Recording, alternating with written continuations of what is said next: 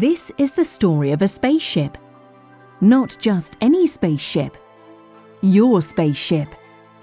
At our 150th anniversary celebrations, one of our guests, renowned futurologist Jürgen Randers, said that DNVGL does such a good job of classing ships, making sure they're safer, smarter, greener. How about, he said, classifying the greatest ship of them all, Spaceship Earth? Inspired and guided by Jürgen, we built a forecast of the most likely future for the world in the year 2050. We called our forecast the Future of Spaceship Earth, and then we asked ourselves, is this the future humanity wants? Fortunately, we know a lot about the future people want, courtesy of the 17 Sustainable Development Goals, or SDGs for short, adopted by 193 UN member countries in September 2015.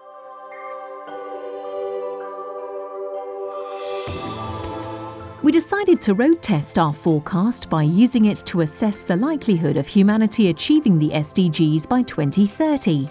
The forecast team stopped the clock at the year 2030 and then looked at the likely status of the goals in the 5 world regions. They found good news and bad. The good?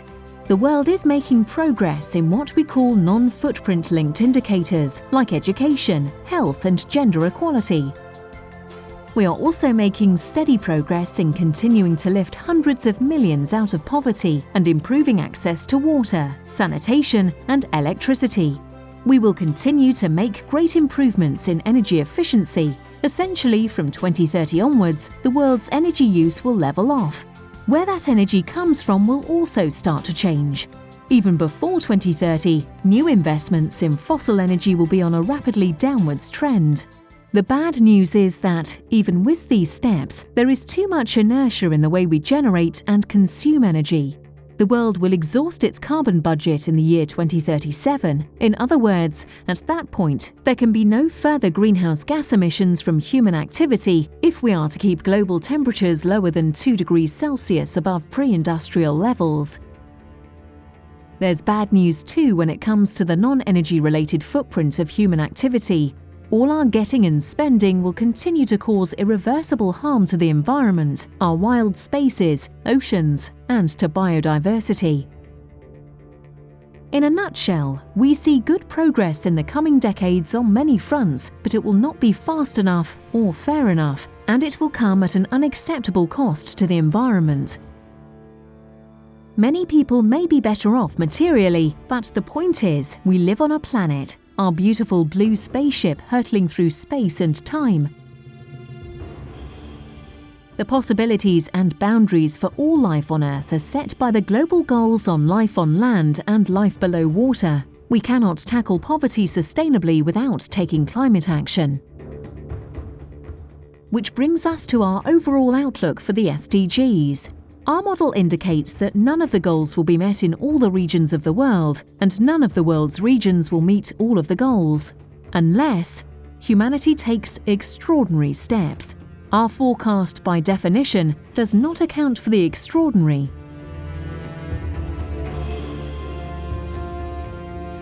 We discussed our project and our findings with UN Global Compact, the UN initiative encouraging businesses worldwide to contribute towards a sustainable future. From there, it was a short hop to turning to private enterprise to see what extraordinary action can be taken to advance the SDGs. 17 UN Global Compact signatory companies agreed to join our project, 1 company per goal. We dubbed them Frontier Companies, innovating, experimenting, and partnering out on the frontier of progress. What did we learn from them? What was most plainly in evidence is that all the frontier companies tackle the SDGs head-on as an integral part of their business models. They see the SDGs as a business opportunity. Thus, we found businesses for whom the terms circular economy, zero deforestation, and democratizing sunshine are not buzzwords, but are central to their strategies. There are businesses scaling up renewable energy and campaigning for a price on carbon. We found businesses that have consciously and successfully opted to grow and service markets that work for the poor, leveraging their innovative capacity to scale these efforts through public-private partnerships. In our urbanizing world, the SDGs will be made or broken in cities. City resilience and sustainability is not an ambition for some companies, but a market. There are firms actively developing and recruiting from the ranks of marginalized groups in a way that makes business sense. Others again are unafraid to tackle apparent contradictions, protect the environment, and provide humanity with sustainable, affordable protein. Does that sound like a tall order?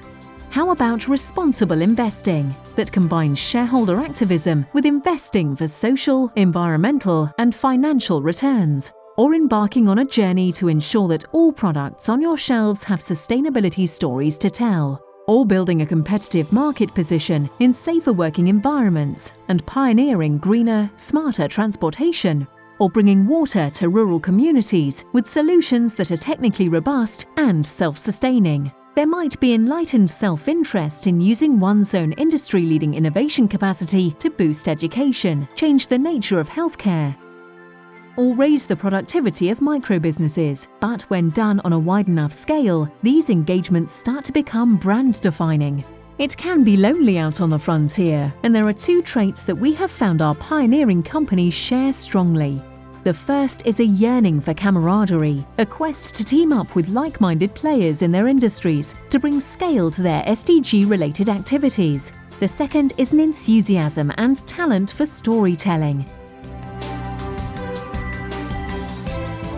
In our Future of Spaceship Earth, we show what business is capable of achieving at the frontier of environmental and social progress. By telling these stories, we hope to inspire thousands of other businesses and to encourage large-scale rapid action. Business has the technology and people to rock the world. Our forecast shows that the world needs to be rocked.